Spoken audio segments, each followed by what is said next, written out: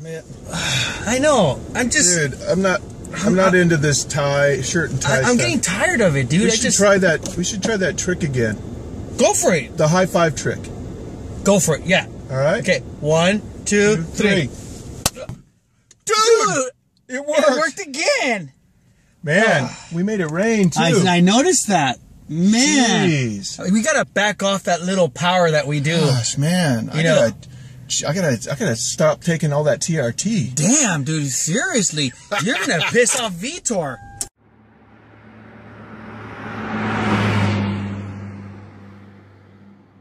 What's up, guys? This is Brian. Jesse. You're watching MMA the Hard Way in the car. Oh, boy. Well, again, we went through UFC Fight Night 37, the prelims, and now Fight Night 37 main card. Yep. This entire fight night is the first fight night on Fight Pass. And so, there you go. We're going to have the whole thing on Fight Pass. Stand corrected. I think it's still free, actually. The preliminary, or what do they call it? The prelims, the preview time period, or something like that. Yeah. So, yeah, we got 4 pretty bitchin' fights. Great fights. And I think we could go ahead and break those down. Right on. So, up first, we have Gunnar Nelson versus Omari Akhmedov. Oh, Gunnar, dude. Yeah. Ever since they did that, like, 360 thing. Well, even before they did that, when he first came out, he's a beast. Yeah. I mean, he's kind of like an Icelandic Conor McGregor. Yep. You know, like fan favorite. Everybody's like, whoa. He's got a sick on the ground. He's got a cult following. Which is pretty cool. Man. You know, I mean, you look at this guy, and he's only got 1 decision. He got 7 subs. No, you know what? I'm sorry, dude. Yeah. I see this. Icelandic Conor McGregor. You know, it's funny because I've heard him being called 3 different things, but you know what? 5-win streak, both of them on a 5-win streak. Yeah. You know, unlike the undercards, this is not going to go to the ground. Yeah. All this will be stand up. Omari, also, I think he started off as light heavy. Yeah. Then he spent all last year as middleweight. Yep. And now he's dropping down to welterweight. So he's going to carry that power. Yeah. Well, it makes you wonder how he's going to handle that quick cut. The cut. And Gunnar, he's been hanging at 170. I know that he's the odds-on favorite, but you got to figure this Omari fighting out of Russia, another one of those just killer fighters. Yep. There's talk about the Brazilian invasion. Oh. This is also the Russian invasion. Oh my God! It's just they got a new Russian guy that debuting almost every month.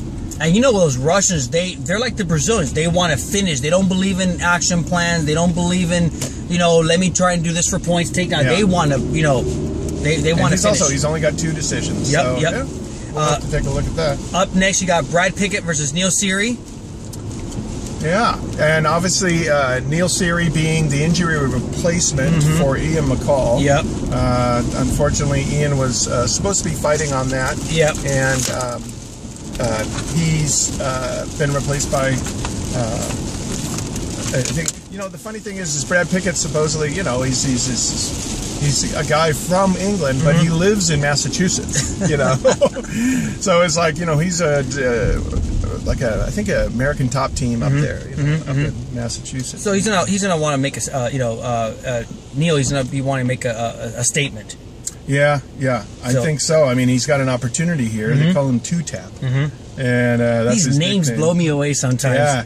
And he's also from Ireland. It's wild that these guys are, Pickett's 35 and Seery I didn't know he was 35. Is 34. Wow, yeah, I didn't know he was... You don't think he's that old? No, not at all. Yeah. And then up next, you got Michael Johnson versus... Go ahead. So we got Gunnar. We both picked Gunnar on the first one. I got Gunnar.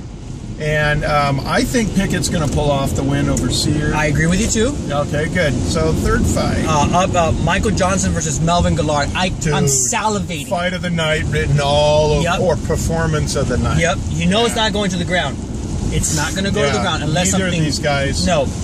want to have anything to do with the ground. Now, originally, Melvin Guillard was supposed to fight Ross Pearson, but remember that, you know, from the illegal knee. This was supposed to be the rematch. The rematch, but, you know, Ross got injured again. He pulled out. But you know what? Michael's been stomping for some heavy competition. Dude, he's finished T-Bow, and he's finished, you know, J-Lo, you know. So, I mean, the guy's on a tear. Yeah, he is. He's got 7 knockouts, and, you know, from starting in the Tough 12 finale, going up against losing to Brookins. Yeah. And I'll tell you, though, if he fought Brookins today, the guy's a better fighter. Yeah. He's a better fighter, and he's actually ranked higher than Melvin Guillard. Sometimes you just got to find that blows you away thing. when you think about it.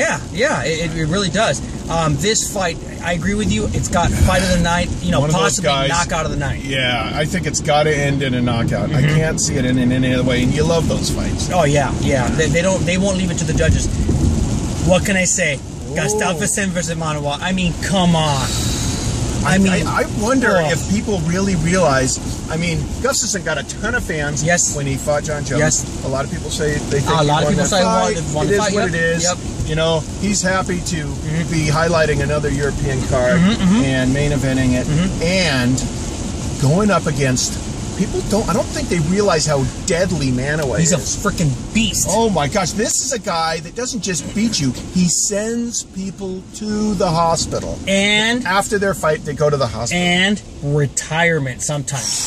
I mean, unstoppable. I mean, every one of his wins is a submission. The rest are on knockouts. Leg kicks are like Jose Aldo. Yeah, just like him. I mean, guys have a tough time walking after their fight. He wants to break legs. God, so and Gustafsson, you know, he's gonna have a reach advantage. They're both, I think, well rounded, but you know that Manuwa is primarily a striker. So I see Gustafsson using his reach, closing the distance, or just using his reach and striking from the outside. And then he can wrestle him. He can take him down. Take him down, maybe sub him or something. Yeah, now, but this should be a really good fight. Keep in mind, Jimi, though, he does have submission. He does have a ground game, but too bad it never goes to the ground. He knocks people out. You know? Yeah. So I'm looking really forward to this. Yeah, nice free fights. It should be free if you could still get Pay Pass for free. All right. Hey, guys, just to let you know, this is probably going to be the last in the car for a little while. We're not going to be able to do these as often. And it's been fantastic being able to do these. Super fun all this time with your brother. Yeah, no problem. Wait, I'm not going to let you off the hook. Who do you have on the main card? I'm going to go with my boy Gustafsson. Me too. I don't see it going any other way. Right on, man. But, yep, you know what? We'll be doing some of these more in the future. We just have to get some stuff lined up, and you know, what can you say when you're out saving the world? Yeah, it's time to go hit the gyms and get some pretty hardcore footage. So thanks a lot. Please subscribe, comment, share this with your friends. Yep. Check out MMAthehardway.org and follow me on Twitter. Follow Jesse1X on Twitter, and we'll see you next time. Take care, my friends.